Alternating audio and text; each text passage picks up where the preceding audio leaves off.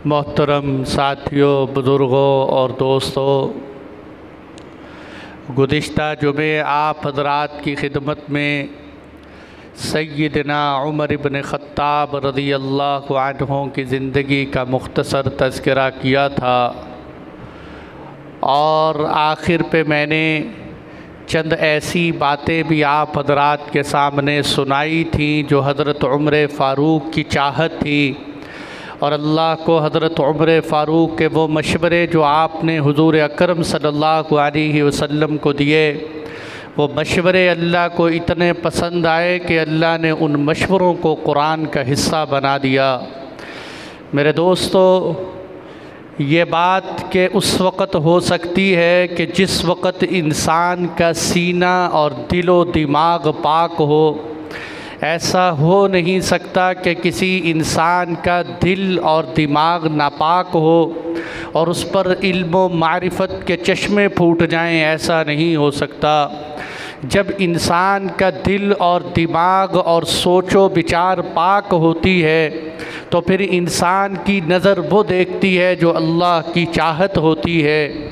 इंसान के दिल में वो ख़यालात आते हैं जो अल्लाह की मंशा के मुताबिक होते हैं। इसीलिए सय्यदना उमर फ़ारूक रज़ियल्लाहु अन्हु तक़वे और परहेज़गारी की ऐसी ज़िंदगी गुजारते थे कि गुनाह का तसव्वुर करना भी उनसे महाल हो चुका था। हज़रत मिस्वर बिन मखरमा रज़ियल्लाहु अन्हु फरमाते हैं कि हम सहाबाए किराम हज़रत उमर रज़ियल्लाहु अन्हु की खिदमत में तक़वा और परहेज़गारी सीखने के लिए जाते थे। आपका खौफ़े खुदा का ये आलम था कि सारी रात खुशू और खुजू के साथ लंबी लंबी नफलें न पढ़ा करते और सुबह को जब फजर की नमाज का वक़्त होता तो अपने घर वालों को उठाते और कुरान की आयत पढ़ते, वअमुर अहलक बिस्सलात, अपने घर वालों को नमाज का हुक्म कीजिए। आज नौजवान अपने माँ बाप के नमाज के लिए उठाने पे गुस्से का इजहार करते हैं। उन नौजवानों को समझना चाहिए कि सुबह को फजर की नमाज में उठाने का हुक्म अल्लाह ने कुरान में भी दिया है और ये हज़रत उमर फ़ारूक की सुन्नत भी है। बेहतरीन बाप है जो अपनी औलाद को फजर की नमाज के लिए उठाए। आप फजर की नमाज के लिए अपने घर वालों को उठाते और फिर मस्जिद में जाकर ख़ुद नमाज पढ़ाते। मेरे दोस्तों, ये वो दौर था कि जिस दौर के अंदर जो 22 लाख मुरब्बा मील का हुक्मरान भी था और मस्जिद का इमाम भी था, यानी कि ये वो वक़्त था कि जिसमें मज़हब और सियासत जुदा नहीं थे। आज बहुत सारे लिबरल किस्म के लोग ये कहते हैं मौलवी का सियासत से क्या ताल्लुक़ है। अगर सियासत का मौलवी से कोई ताल्लुक़ नहीं है तो इसका मतलब ये है कि सियासत दीन का हिस्सा नहीं है। हालांकि एक वक़्त होता था कि जो मस्जिद का मुअज्जिन और इमाम होता था वही काजी और चीफ़ ऑफ जस्टिस होता था, जो मुफ्ती होता था वही वक़्त का वज़ीर आज़म होता था। मस्जिदों के साथ ताल्लुक़ था। सय्यदना उमर फ़ारूक मस्जिद के मुसल्ले पे खड़े होकर जब नमाज़ पढ़ाते तो ज़्यादातर कुरान की वो आयतें पढ़ते थे कि जिनके अंदर अल्लाह की बड़ाई होती थी और जिनके अंदर क़यामत का तज़किरा होता था, जिनमें जन्नत और जहन्नुम के तज़किरे होते थे। आप ये आयतें पढ़ते पढ़ते हिजकी के साथ रोने शुरू हो जाते। हज़रत अब्दुल्ला बिन शद्दाद फरमाते हैं कि मैं एक दिन फ़जर की नमाज में बिल्कुल आखिरी सफ़ में खड़ा हुआ था। हज़रत उमर फ़ारूक ने जब ये आयत पढ़ी, इन्ना अज़ाब रब्बिका लवाक़िअ, कि उमर ख़ुद अपने आप से सोचने लगे कि अल्लाह इस आयत में फ़रमाते हैं कि तेरे रब का अज़ाब एक न एक दिन होकर रहेगा। ये आयत पढ़कर इतना रोए कि अब्दुल्ला बिन शद्दाद फरमाते हैं मुझे नमाज की आखिरी सफ़ के अंदर उनके रोने की आवाज़ सुनाई दी। और एक मरतबा आप नमाज पढ़ाते पढ़ाते हज़रत हसन रज़ियल्लाहु अन्हु फरमाते हैं कि इतना रोए कि आपकी आँखें सूज गईं। और एक दफ़ा नमाज़ पढ़ाते हुए आप वइदा उल्क़ू मिन्हा मकानन ज़य्यक़न मुक़र्ररीन दअू हुनालिका सुबूरा, कि जब जहन्नमियों को एक तंग जगह पे डाला जाएगा तो वो दुख के मारे मौत को पुकारेंगे। ये आयत पढ़ने के बाद इतना रोए कि उलमा फरमाते हैं, साहबा फरमाते हैं कि अगर हज़रत उमर को उस वक़्त कोई रोता हुआ देख लेता तो समझता कि शायद उमर की रूह परवास कर जाएगी। और एक दफ़ा आप सूरह यूसुफ़ की आयत वबियज़्ज़त आइनाहु मिनल हुज़्नि फ़हुव कज़ीम, ये आयत पढ़ते हुए रोते रहे यहाँ तक कि आपकी ज़ुबान न चल सकी और वहीं आप रुकू करके चले गए। इतना खौफ था दिल के अंदर, इतनी रिक़्क़त थी। मेरे भाइयों, ये उस शख्सियत के किस्से सुना रहा हूँ कि जिसको हुजूर ने फरमाया था अगर मेरे बाद नबुव्वत का सिलसिला चलना होता तो उमर इब्न ख़त्ताब नबी होते। लेकिन डर का ये आलम था कि नमाज के मुसल्लों पे खड़े होकर रोते हैं। आज हमारे पास अमल कुछ भी नहीं, हम खाली सिक्के हैं और अमल कुछ भी नहीं है, फिर भी कहते हैं कोई बात नहीं, अल्लाह मुआफ़ कर देगा। वो जिनको हुजूर की ज़ुबान से बशारतें मिली थीं वो मुसल्लों पे खड़े होकर तड़पते थे। एक दफ़ा सही बुखारी का वाक़या, आपने एक सहाबी से कहा कि हमने अल्लाह के नबी के साथ हिजरत की, अल्लाह के नबी के हाथों इस्लाम लाए और आपके साथ जिहाद किया। मेरा दिल, क्या तुम्हें ये पसंद है कि अल्लाह इस सारी नेकियों के बदले में सिर्फ़ जहन्नुम से निजात दे दे, जन्नत में डाल दे, अल्लाह अज़ाब और सवाब बराबर कर दे, हमें और कुछ नहीं चाहिए। वो सहाबी कहने लगे नहीं नहीं, अल्लाह की कसम, हमें तो अल्लाह से इससे ज़्यादा तवक्को है, इसलिए कि हमने हुजूर के बाद भी जिहाद किया, हुजूर के बाद भी बहुत से लोग हमारे हाथों इस्लाम लाए। आपने फरमाया कसम है उस ज़ात की जिसके कब्ज़े में ख़त्ताब के बेटे की जान है, मुझे तो ये भी पसंद है कि अल्लाह मुझे बस जहन्नुम से बचा ले, सिर्फ़ जन्नत में डाल दे, मेरी नेकियां और सवाब गुनाह बराबर हो जाएं, मुझे और कुछ नहीं चाहिए। आप रास्ते में जा रहे हैं, एक तिनका उठा के उस तिनके को कहने लगे काश मैं भी खसो खाशाक होता, मैं एक तिनका होता, मुझे पैदा ही ना किया गया होता, काश मेरी माँ ने मुझे जना ही ना होता। इतना खौफ था दिल के अंदर। एक दफ़ा कहने लगे अगर आसमान से ये पुकार आए कि सारे के सारे लोग जन्नती हैं सिवाय एक के, तो मुझे डर है कि कहीं वो मैं न हूँ जो जहन्नुम में चला जाऊँ। इतना खौफ था मेरे भाइयों। ये कौन शख्स थे कि जिसकी 22 लाख मुरब्बा मील पर हुकूमत थी।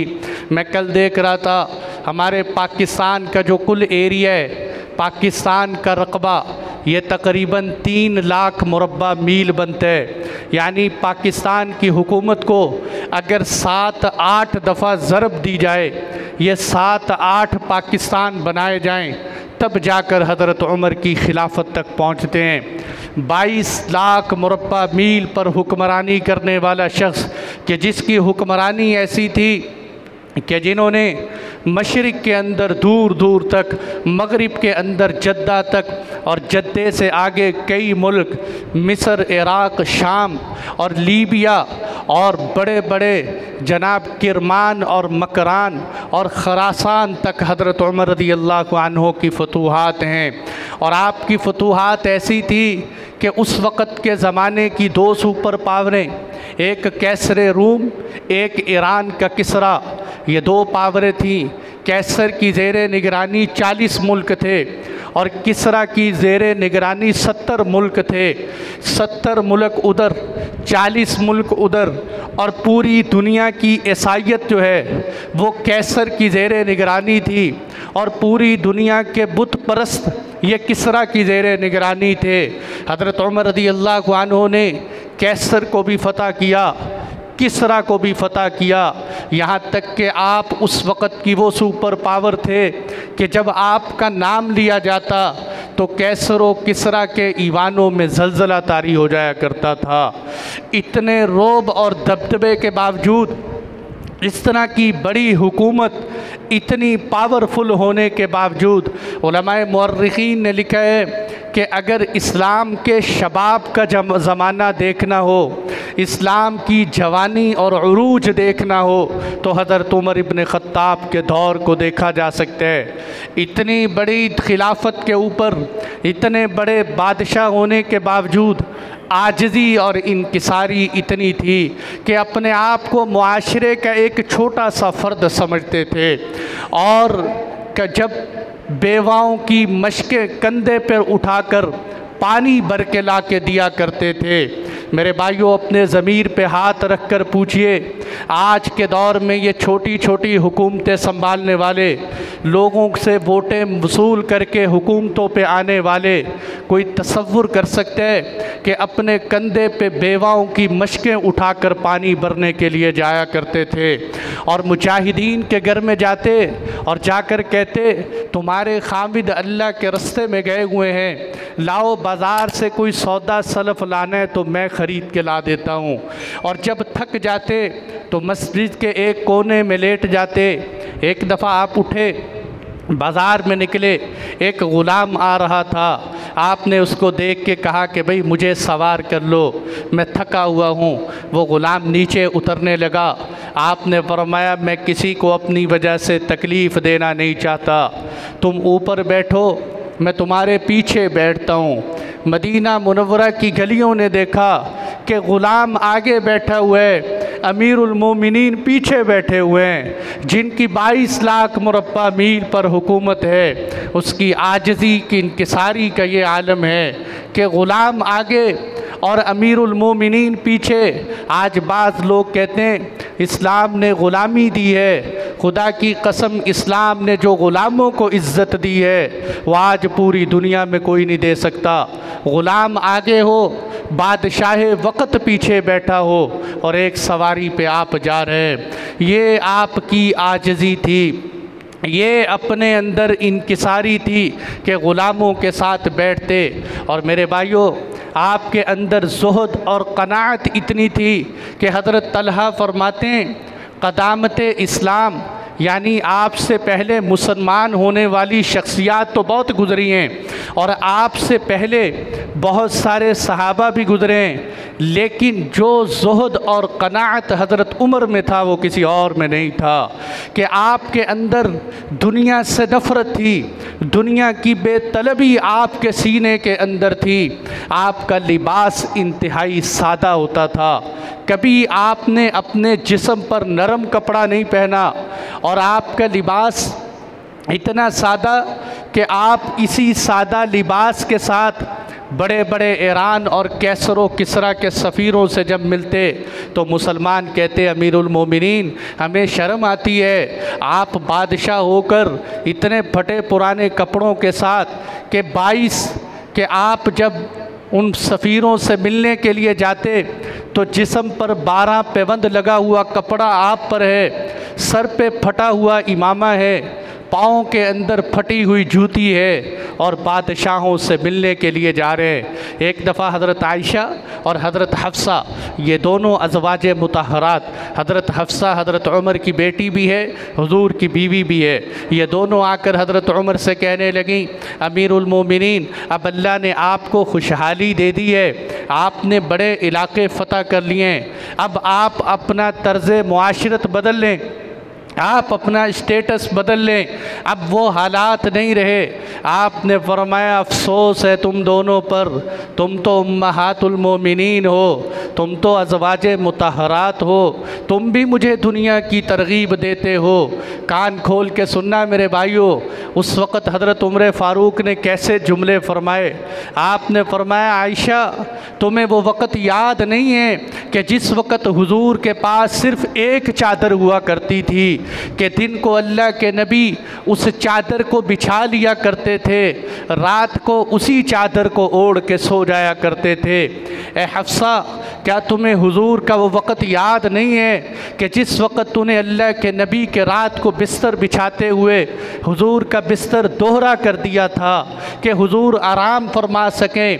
हुजूर सारी रात सोए रहे, सुबह को उठ के कहने लगे, ए हफ्सा तूने क्या कर दिया, मैं तेरे बिस्तर की नरमी की वजह से सारी रात सोया रहा, मेरा दुनिया से क्या ताल्लुक़ है, मैं इस बिस्तर की नरमी की वजह से सोया रहूं। ए हफ्सा, क्या तुम्हें हुजूर का वो वक़्त याद नहीं है? हज़रत हफ्सा और हज़रत आयशा दोनों अमीरुल मोमिनीन की ये बात सुनकर रोने लगी। एक दिन जुमे की नमाज का वक़्त था। 22 लाख मुरब्बा मील पर हुक्मरानी करने वाला बादशाह। आज लोग असासे देखते हैं, इस हुक्मरान के इतने असासे हैं, इसने इतने असासे बनाए। हज़रत अमीरुल मोमिनीन के असासे देखो। आप घर से देर से आए। लोगों ने पूछा, हज़रत क्यों देर से आए? पता चला कि पहनने के लिए एक कुर्ते के सिवा कोई कुर्ता न था। उसी एक कुर्ते को धुला के रख दिया, उसके सूखने और खुश्क होने का इंतज़ार करते रहे। जब वो सूख गया तो उसको पहनकर जुमा पढ़ाने के लिए आए। इतनी सादगी मेरे भाइयों, खाना आपका इंतहाई सादा, मामूली ग़िज़ा आप खाते थे। दस्तरखान पे रोटी होती और रोग़न ज़ैतून होता, और कभी कभी आपके दस्तरखान पे गेहूं का आटा होता, वो भी छिना हुआ ना होता।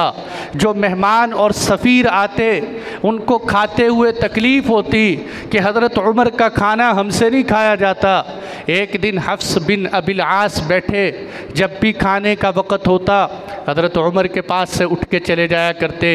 एक दिन आपने कहा, ए हफ्स, तो हमारे साथ बैठ के खाना क्यों नहीं खाता?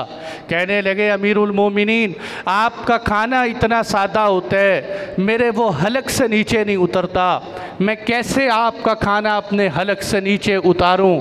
हज़रत उमर रज़ियल्लाहु अन्हु कहने लगे, ए हफ्स, तू क्या समझता है कि मैं अच्छा खाना नहीं खा सकता?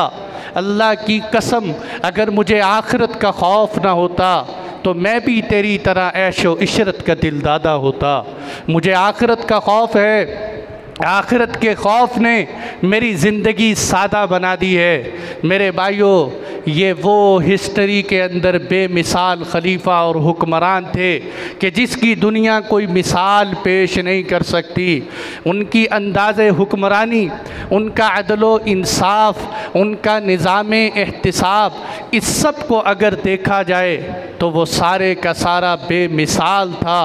आप बड़े बड़े इनकलाबियों, बड़े बड़े फ़ातिहों, बड़े बड़े आदिलों और बड़े अजीम किरदार के मालिक लोगों को तराजू के एक पलड़े में रखो और सैयदना उमर फ़ारूक को तराजू के एक पलड़े में रखो, और फिर अपने दिल से पूछो, अपने दिल को तासुबात से पाक करके पूछो, तो मैं 100% यकीन से कहता हूँ आपका ज़मीर पुकार उठेगा कि हज़रत उमर फ़ारूक तमाम हुक्मरानों से बेहतर हैं। सिवाय अम्बिया किराम अलैहिमुस्सलातु वस्सलाम और खुलफ़ाए राशिदीन के अलावा आपकी अगर हुक्मरानी देखी जाए तो उस दौर के अंदर जिसे लोग गैर तरक्की याफ्ता दौर कहते थे, ऐसी ऐसी इनकलाबात पैदा की हैं कि इंसान की अक्ल दंग रह जाती है। आपको अभी हाल ही की बात बताऊं, जर्मनी के अंदर जर्मनी वालों ने एक रिसर्च लिबरल कमेटी कायम की। उन्होंने उस कमेटी की चेयरमैन एक औरत बनाई। उस औरत ने जब इस इदारे के अंदर गौर व फिक्र किया तो उसने ये दावा किया कि मैं हूँ क्रिश्चियन, मैं हूँ ईसाई, लेकिन मेरी आइडियल शख्सियत उमर इब्न ख़त्ताब है। मैं हूँ ईसाई लेकिन मेरी आइडियल शख्सियत उमर इब्न ख़त्ताब है। फ़्रांस के एक ईसाई ने उससे पूछा कि उमर इब्न ख़त्ताब तेरी आइडियल शख्सियत क्यों है, तू उसको इतना क्यों मानती है? तो उस औरत ने जवाब में कहा कि उमर इब्न ख़त्ताब ने इंसानों की आज़ादी के लिए और इंसानों को हुकूक दिलवाने के लिए जो दौर गुजारा है वो दौर मुझे किसी और की हुकूमत में नहीं मिला। उसने कहा वो कैसे? आपको कोई बात हज़रत उमर की याद हो? उस औरत का शौक़ देखिए, उसने ईसाई होने के बावजूद अपनी लाइब्रेरी के अंदर 7000 किताबें ऐसी इकट्ठी की कि जिसमें हज़रत उमर के तज़किरे मौजूद थे, जो पहले और बाद वालों ने लिखे। उस औरत ने कहा कि आज हम फलाहो बहबूद की बड़ी बातें करते हैं, लेकिन हज़रत उमर रज़ियल्लाहु अन्हु का वो वाक़या कि जिसमें एक शख्स आपके पास आया, उसने कहा मैं मिस्र के गवर्नर अमर इब्न आस के पास गया था, उनके बेटे ने मुझे मारा और मैं आपकी कचहरी के अंदर इंसाफ लेने के लिए आया हूँ। हज़रत उमर रज़ियल्लाहु अन्हु ने मक्के के अंदर खुली कचहरी लगाकर उसको सामने बुलाकर कहा, ए मोहम्मद इब्न मसलमा जो आपकी पुलिस का निगरान था, कि जाओ बाप और बेटे, गवर्नर और गवर्नर के बेटे दोनों को बुलाकर मेरे सामने लाओ। जब गवर्नर और गवर्नर का बेटा 22 लाख मुरब्बा मील के वज़ीर आज़म के सामने खड़ा है कि यहाँ खड़े हो जाओ, बताओ तुमने इसके साथ क्यों जुल्म किया। वहाँ अमीरुल मोमिनीन ने जो जुमला बोला, वो औरत कहती है इससे बेहतर जुमला किसी दानिश्वर ने नहीं बोला। आपने फरमाया, ए गवर्नर, क्या तुमने उन लोगों को ग़ुलाम बना रखा है जो अपनी माओं के पेटों से आज़ाद पैदा हुए, जो माओं की पेटों से आज़ाद पैदा हुए, क्या तुमने उन लोगों को ग़ुलाम बना रखा है। वो औरत कहती है ये वो जुमला है कि जो इंसान की सही आज़ादी की तशरीह करते हैं, इससे बेहतर आज़ादी इंसानियत की तशरीह किसी और ने नहीं की।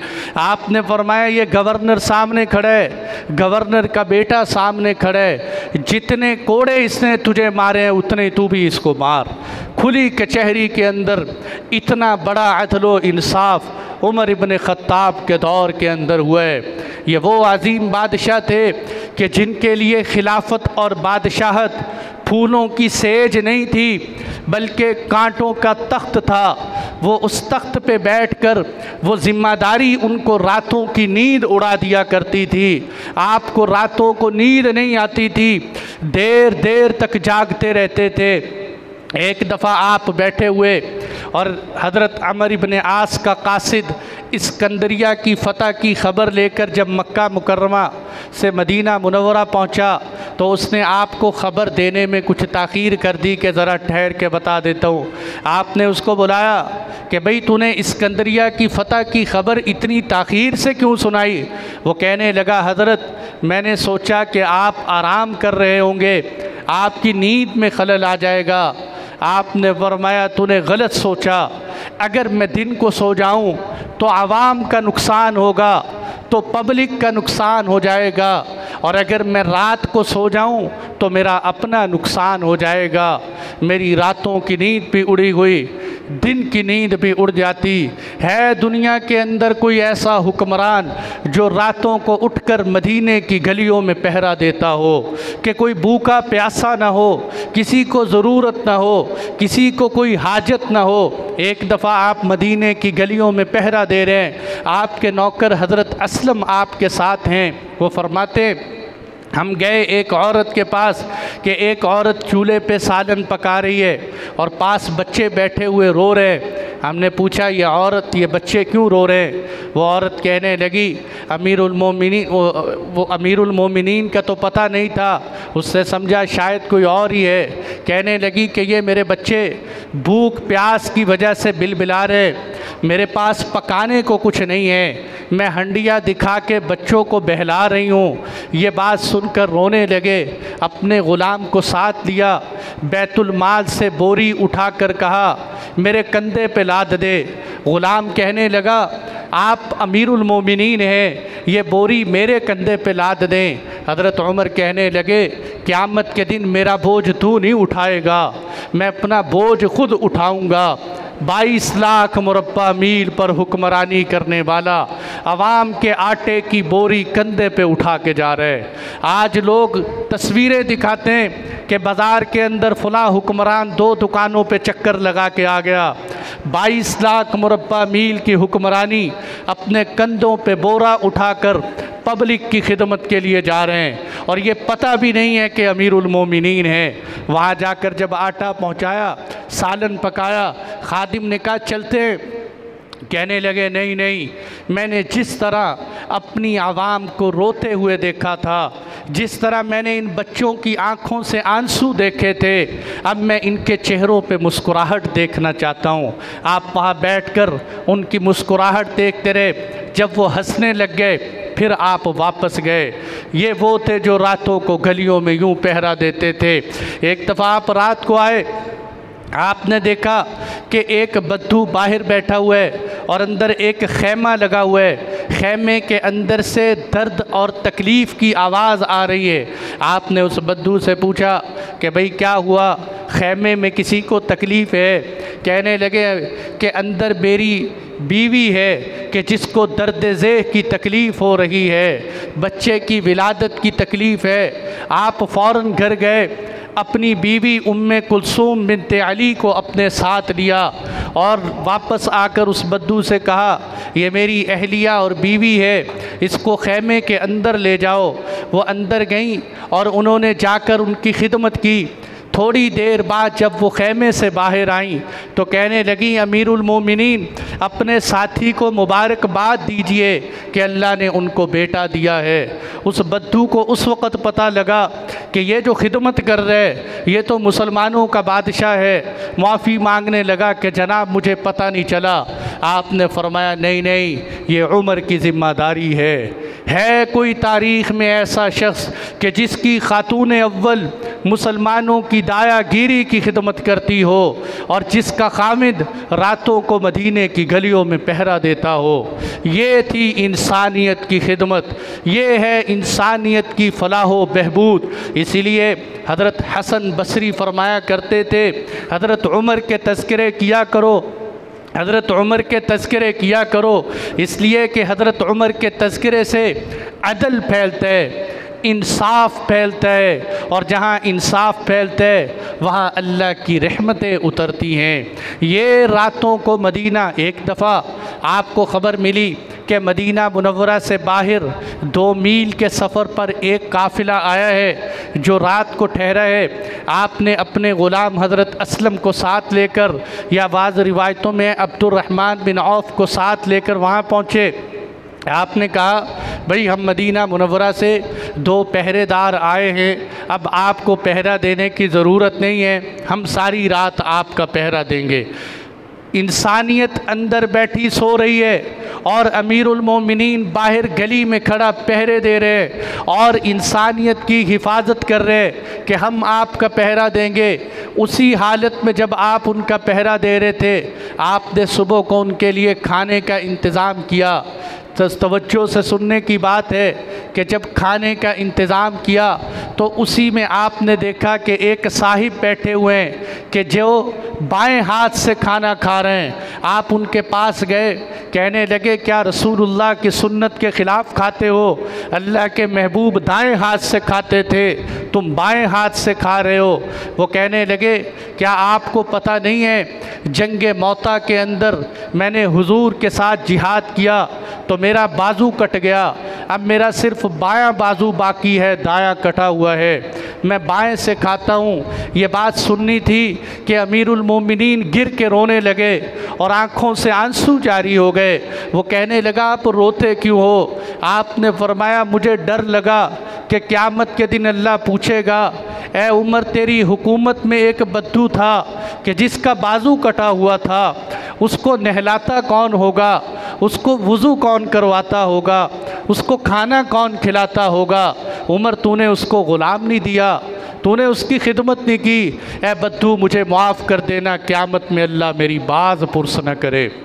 इतनी ज़िम्मेदारी, इतना एहसास मेरे दोस्तों सैयदना उमर फ़ारूक रज़ी अल्लाह अन्हु के अंदर उसी रात में आज लोग कहते हैं ना, बरतानिया के अंदर कोई बच्चा पैदा हो जाए तो पैदा होते ही बच्चे का लोग वजीफ़ा लगा देते हैं, हुकूमतें वजीफ़ा लगाती हैं, किसी को पौंड मिलते हैं, किसी को शिलिंग मिलते हैं कि जनाब इसका वजीफ़ा लग गया, और बड़े फ़ख्र से कहते हैं कि देखो ईसाई दुनिया की कितनी खिदमत करते हैं कि बच्चा पैदा होते ही उसका वजीफ़ा लगा देते हैं। मुझे भी एक साहिब कहने लगे, नॉर्वे के अंदर जब बच्चा पैदा होता है तो वो बच्चे का पैदा होते ही वजीफ़ा लगा देते हैं। मैंने कहा, भाई ये ईसाइयों का कारनामा नहीं है, तुम मुसलमान अपने अकाबिर की हिस्ट्री भूल गए।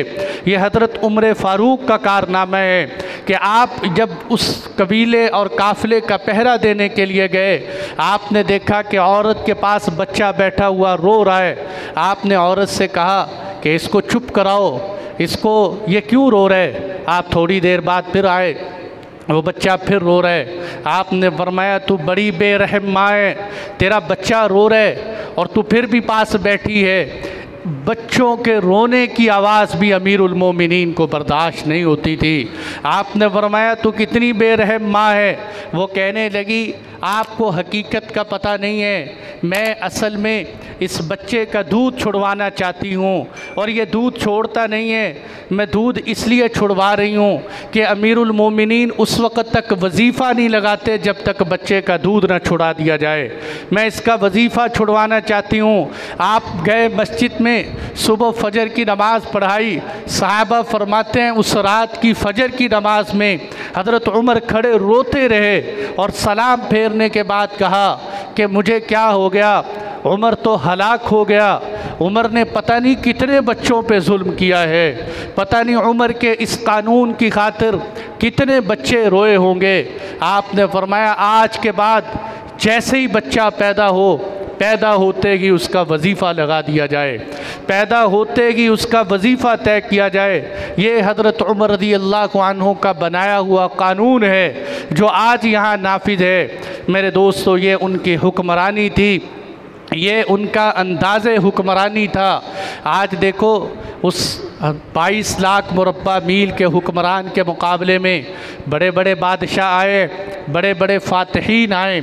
आप इस्कंदर का नाम ले सकते हैं, चंगेज़ ख़ान, हलाकू ख़ान का नाम ले सकते हैं, आप हिटलर का नाम ले सकते हैं, आप मसूलिनी का नाम ले सकते हैं। और मेरे भाइयों, ये जितने भी बादशाह आए इन सब की फतूहात एक तरफ, अकेले हज़रत उमर फ़ारूक की फतूहात एक तरफ, इनको कोई मुनासबत नहीं है हज़रत उमर फ़ारूक की फतूहात के साथ। इसलिए कि आप मंगोल और चंगेज़ ख़ान, हलाकू ख़ान के जुल्म तो सारी दुनिया जानती है। रही बात इस्कंदर की, इस्कंदर ने जब शाम के शहर सूर को फ़तह किया तो इसने 1000 मर्दों के सर उतार कर शहर की दीवारें पनाह के ऊपर रखे और 30,000 इंसानों को कत्ल किया। और जब इसने ईरान के शहर अस्तखर को फ़तह किया तो कई इंसानों को कत्ल किया। और ये मेरे दोस्तों, दूर जाने की क्या बात है, पहली जंग अज़ीम जो 1914 में हुई, इस जंग अज़ीम के अंदर इंसाइक्लोपीडिया के मुताबिक 64 लाख इंसानियत का कत्ल हुआ है। ये जो दूसरी जंग अज़ीम हुई इसमें 3.5 करोड़ से 6 करोड़ तक इंसानियत का कत्ल हुआ है। लेकिन इनके मुकाबले में हज़रत उमर रज़ी अल्लाह अन्हु का दौर देखा जाए तो आपके दौर के अंदर चंद हज़ार से ज़ायद भी इंसानों का कत्ल नहीं हुआ। आपने इंसानों का कत्ल तो दूर की बात, आप फरमाते थे किसी दरख्त को भी ना काटो, और फरमाते थे कत्ल के दौरान किसी बच्चे को कत्ल न करो, किसी खातून को कत्ल न करो, किसी का नाक कान काट कर मुसला न करो, और अगर कोई माफ़ी मांगता तो आप उसे मुआफ़ कर देते। है कोई तारीख़ के अंदर ऐसा बादशाह कि जो हज़रत उमर की तरह निज़ाम को रियायत रखते हुए, इंसाफ के साथ मुआफ़ करते हुए, अफ़्व दरगुज़र का मामला करते हुए उसने एक चप्पा भी फ़तह किया हो? लोगों ने जुल्म व सितम के साथ बहुत कुछ फ़तह किया है, लेकिन हज़रत उमर ने इंसाफ के साथ फ़तह किया है। और वैसे भी हज़रत उमर रज़ी अल्लाह अन्हु की हुक्मरानी में और दीगर हुक्मरानों में 2 बड़े बुनियादी फ़र्क है। हज़रत उमर रज़ी अल्लाह अन्हु की खिलाफत के अंदर आपने शहरों को, किलों को और इसी तरह अदालतों को फ़तह नहीं किया था, बल्कि आपने शहरों के साथ साथ, किलों के साथ साथ लोगों के दिलों को भी फ़तह किया था। आप इंसानियत के दिलों पर हुक्मरानी करते थे। इसलिए हज़रत उमर रज़ी अल्लाह अन्हु जहाँ जहाँ से गुज़रते थे वहाँ वहाँ इस्लाम का निज़ाम नाफिज हो जाता था। जबकि दूसरे हुक्मरानों को हम देखते हैं कि उनकी हुक्मरानी बादलों की तरह थी, जो ज़ोरदार आते थे लेकिन बरस के चले जाते थे, वहाँ का निज़ाम तबाह बर्बाद कर जाते थे। हज़रत उमर रज़ी अल्लाह अन्हु ने वहाँ का बेहतरीन निज़ाम हुकूमत कायम किया। और नंबर दूसरा फ़र्क क्या था? दूसरा फ़र्क ये था कि आपके अंदर इंसानियत का गम आपके सीने के अंदर था।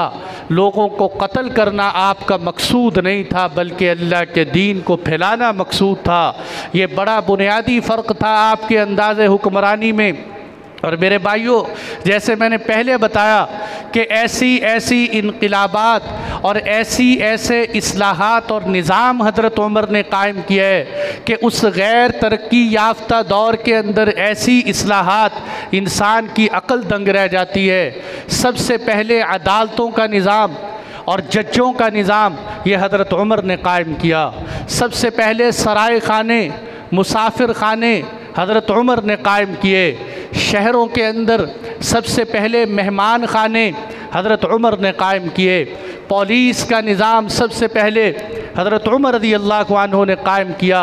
फ़ौजी दफातर और छावनियाँ और पुलिस के महकमे ये हज़रत उमर रज़ी अल्लाह अन्हु ने कायम किए। मसाजिद हज़रत उमर ने बनाई, बल्कि एक मुसन्निफ़ के मुताबिक 40,000 मस्जिदें हज़रत उमर रज़ी अल्लाह अन्हु ने बनाई हैं। मसाजिद का निज़ाम हज़रत उमर रज़ी अल्लाह अन्हु के दौर में तरतीब से चला, और औक़ाफ़ का निज़ाम ये हज़रत उमर रज़ी अल्लाह अन्हु ने बनाया। और इसी तरह मसाजिद के आइम्मा की तनख्वाहें, आज तनख्वाहों का रोला बहुत चलता है, आइम्मा मसाजिद की तनख्वाहें, मुअज़्ज़िनीन की तनख्वाहें, मुदर्रिस की तनख्वाहें ये सबसे पहले हज़रत उमर ने तय की, और आप बैतुल माल से उनको वजीफ़े देते थे। ये बड़े बड़े कारनामे हज़रत उमर रज़ी अल्लाह अन्हु की तरफ से चले आ रहे थे। कुरान मजीद को जमा करने पर आपने हज़रत अबू बकर के सामने इसरार किया, और फिर हज़रत अबू बकर रज़ी अल्लाह अन्हु के बाद आपके दौर के अंदर कुरान को इकट्ठा एक जगह पर जमा किया गया। ये हज़रत उमर ने किया। इस्लामी कैलेंडर, ये हिजरी कैलेंडर, ये हिजरी तारीख़, इसका आगाज़ सबसे पहले हज़रत उमर रज़ी अल्लाह अन्हु ने किया। ये अव्वलियात उमर कहलाते हैं। ये बड़ी बड़ी इसकी मिसालें कि ये सारे का सारा निज़ाम आपने लोगों के सपुर्द किया। ये आपकी हुक्मरानी के चंद किस्से, आपकी खिलाफत के चंद किस्से मैंने आपके सामने बयान किए। आपकी फतूहात में से मस्जिद अक्सा की फ़तह है, इसका वाक़या भी इंशाअल्लाह अर्ज़ करूँगा, वक़्त ख़त्म हो चुका, और आपकी शहादत का तज़किरा भी करूँगा। अल्लाह ताला हम सबको अमल करने की तौफ़ीक़ अता फ़रमाए। व आखिरु दावाना अनिल हम्दुलिल्लाह।